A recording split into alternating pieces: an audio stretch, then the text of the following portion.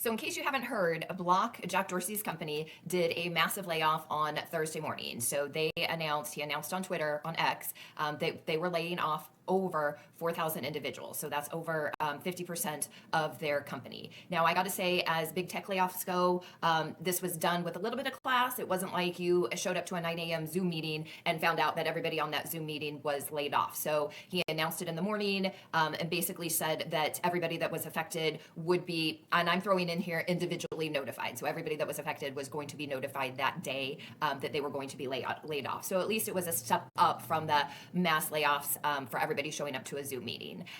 What was interesting is that Block did not need to do the layoffs. Let's see. They weren't in trouble. The business is strong.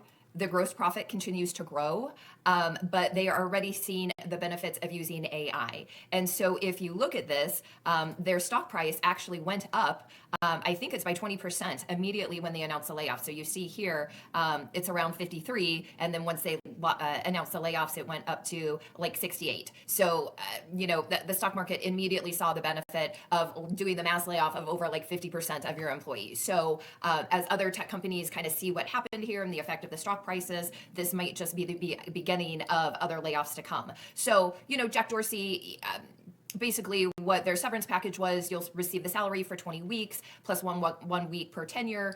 You've got equity, you've got your 6 months of healthcare, which is awesome, corporate devices, and then $5,000 towards whatever you need to help you in the transition, which that's awesome. There's two things for me that made this different than other layoffs. One was that people were going to be individually notified. It wasn't, again, show up to a meeting and hey, you're fired. The second and initially when I read this, I thought that's kind of cool. We're not just going to disappear people from Slack and email and pretend that they were never here. Communications will stay open through Thursday evening so that everybody can say goodbye properly and share whatever you wish. This happened, the announcement was made on Thursday morning, so the layoffs were happening on Thursday morning. So you had from Thursday morning until Thursday evening, and it doesn't really say like the specific time. For me, I wish it would have continued for another day, so people didn't have to hurry, rush, say their goodbyes. They could have had Thursday and Friday, but at least it's a step in the right direction. It's a good example to set, for other companies who are going to be doing mass layoffs. Maybe just keep in mind, people are people, especially if you're working remote. Keep the channels open for a little bit more time. I don't know if you've been laid off, but I would love to hear your thoughts on, if you've experienced this. What do you think about Jack Dorsey? Did he do it in an effective manner? As we move forward, as AI comes to take over the world, I think, unfortunately, this might just be happening more. So would love to get your thoughts on the situation. Thank you.